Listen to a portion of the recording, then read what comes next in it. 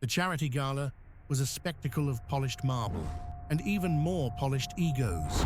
From his vantage point, on a second-floor balcony, Tony Stark could see all the usual suspects: oil magnates, tech billionaires, and socialites with nothing better to do.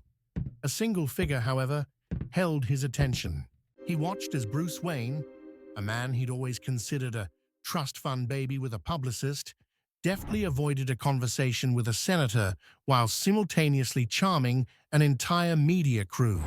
"He's good," Tony muttered to himself, a hint of grudging respect in his voice. "Almost as good as me." Just then, a faint, high-frequency hum registered in his earpiece. Not a sound the human ear could detect, but his suit's diagnostics picked it up. It was a sophisticated, unauthorized signal, originating from the West Wing.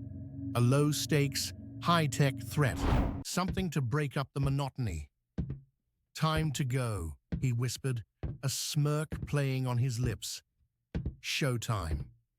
Meanwhile, on the ground floor, Bruce Wayne's own internal alarm was sounding.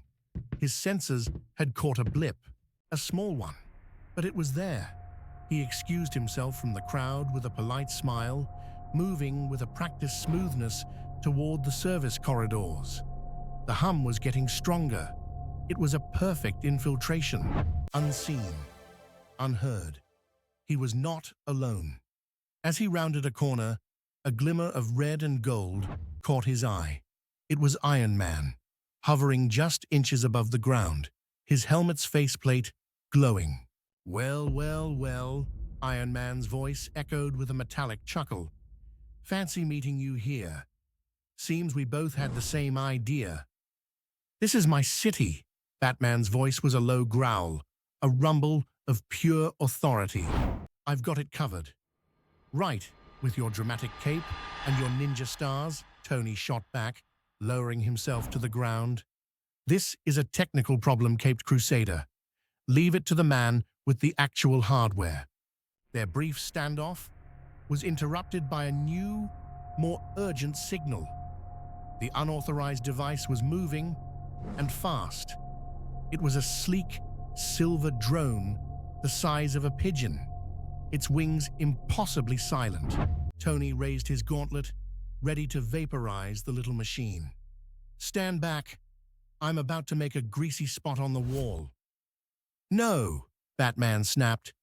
"It's a decoy. The real threat is what it's carrying." As Tony's repulsor charged, Batman launched a single batarang. It struck the drone with a quiet click, not a crash. The drone's internal components sparked, and it fell lifelessly to the floor. The batarang's electromagnetic pulse had disabled it completely, leaving the tiny, volatile device it carried inert. Tony stood there, gauntlet still humming, staring at the neutralized threat.